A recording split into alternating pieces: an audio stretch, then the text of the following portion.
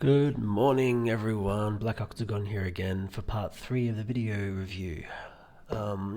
Still as exhausted as ever, sorry, my voice is still as monotonous as ever.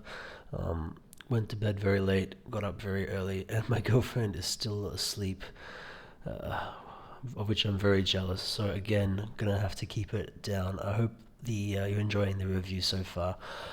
Here in part 3, all I'm gonna do is going to basically show you screen capture of my screen. I thought I'm not going to hold a crappy smartphone in front of my screen so you can get a sense of the actual picture quality, because that would really defeat the purpose. You cannot truly appreciate the impact of a 1440p IPS screen in such a way. You'll be viewing it at a much lower resolution. My hand would be shaking around and everything. So you're gonna sort of see it through video capture software I'm using. I just wanted to send out an acknowledgement to Hypermatrix, who administers 120Hz.net. I don't really know what I'm doing, but I copied like a very repetitive and diligent monkey, all the steps he has advised in his excellent YouTube tutorial using the virtual dub software. So thanks Hyper for that. It's working very well, although it takes forever to upload things on YouTube. So as you see, we're uploading part 2 right now, recording part 3 right now. So you're gonna see in pretty good terms exactly what I'm seeing on my screen. The only thing I won't be able to show you is any sort of artifacts that would be on my screen. What you've got is pretty much a neat capture of the screen, but let me assure you it is every bit as crisp to my eyes as it looks to you. As I said before, my particular screen had no defective pixels whatsoever. Like most screens of this particular grade, I do have some very minimal backlight bleed down here in the bottom right hand corner.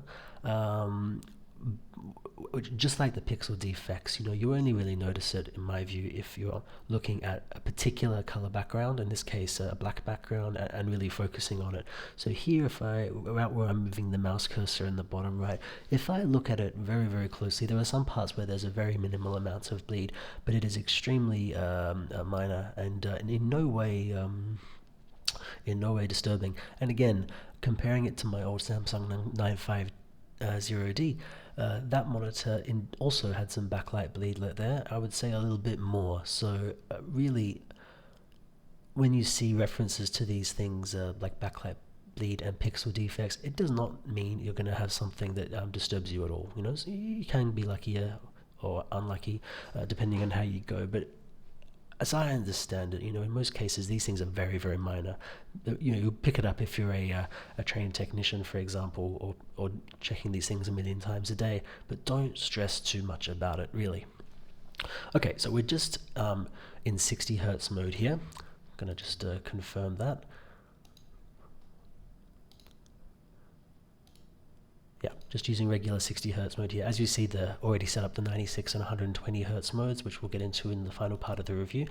So I'm not focusing on the overclocking performance. This review, a bit shorter than the others, is just going to be a little bit about using the screen at 60 Hz.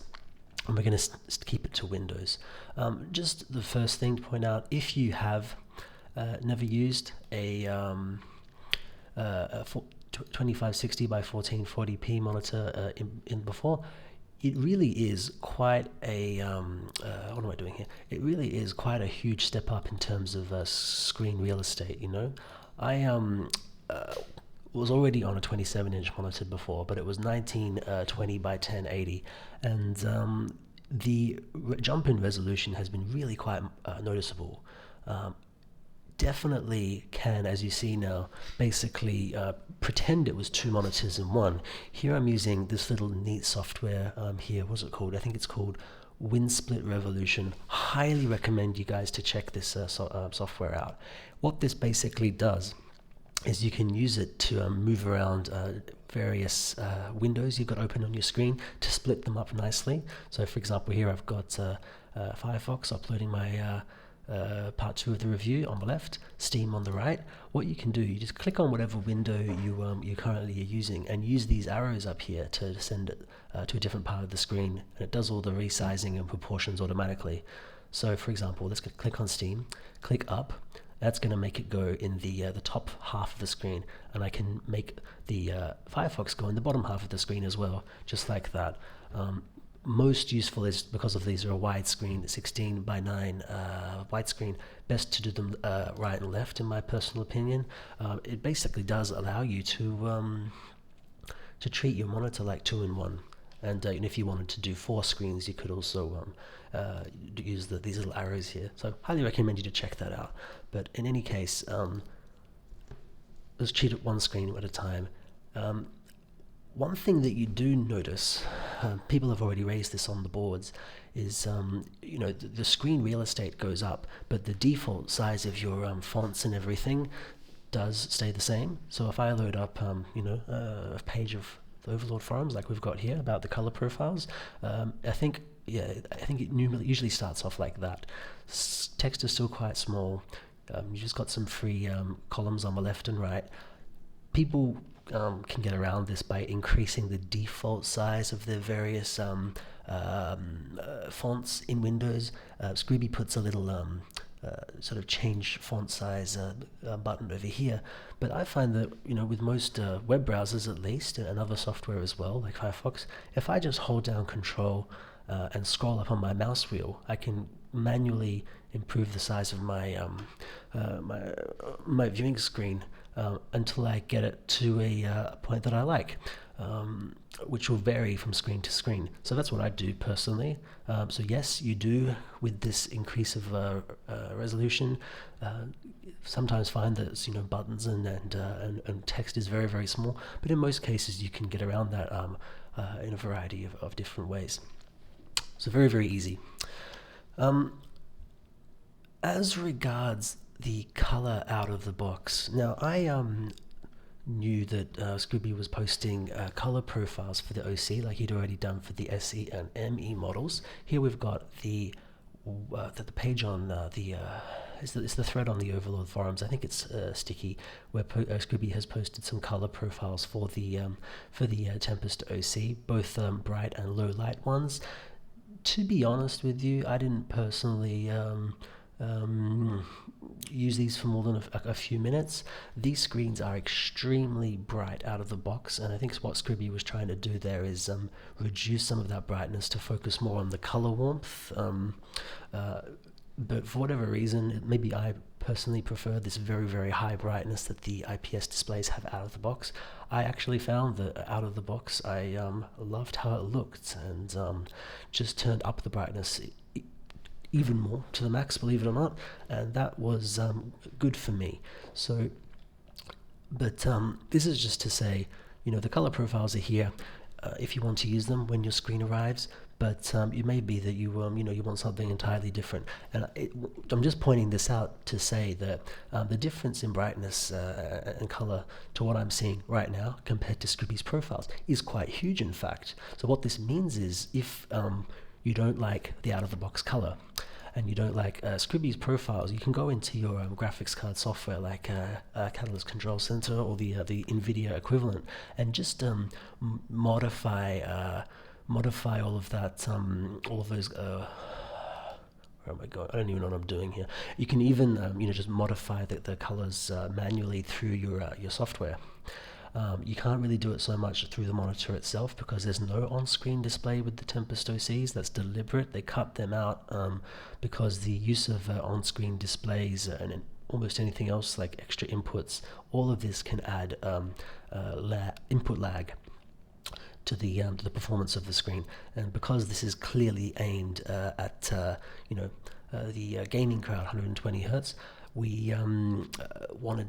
Well, the aim is basically to have that with as minimal lag as possible on an IPS display. That means removing all of these features, controlling it all through software. So as you can see from me fumbling around, I'm not entirely sure where I go in my my own where is it? Yeah, desktop color, for example. You've got usually a pretty wide variety of things you can change with NVIDIA in particular, I think. But I would say, out of the box, see if you like it, and if it's just a matter of adjusting the brightness. If so, go ahead. If not, try Scribby's profiles. If not, just jump in and do it yourself. The actual range of brightness and colors you can choose with these things is quite remarkable, and I would say the range that I can get with these settings is a little bit more than my Samsung was, definitely. So very pleased on that front as well, especially since I personally didn't have to do much out of the box. Not much more to say really. I mean, this is 60 hertz mode we're in right now, but still feels quite snappy. You know, that's a result of the lowish input lag. I'm not particularly sensitive to input lag myself. I'm definitely not a competitive first-person shooter gamer. But I do notice the difference between 60 hertz and 120 hertz in games, especially less so in desktops. So I know that's the part we're all wanting to hear about. So I'm gonna maybe cut this one a little bit short. But just to say that, you know, the standard features of the monitor and the impressions out of the box are very, very nice indeed. I love the extra screen real estate. I definitely noticed just a general improvement at this 27 inches by going from 1920 by 1080 to 2560 by 1440. Much less pixelated, a lot more you can do with the screen, and of course the IPS panel does give a very, very nice picture indeed. So that's all I'm really going to say about the 60 hertz one. The last part is going to focus on what's like at 120 hertz. Now that's going to be the most interesting part, of course, but I'm also going to have to figure out how I'm going to do that, because with the tutorial that Hypermatrix has kindly posted, it's actually not possible to capture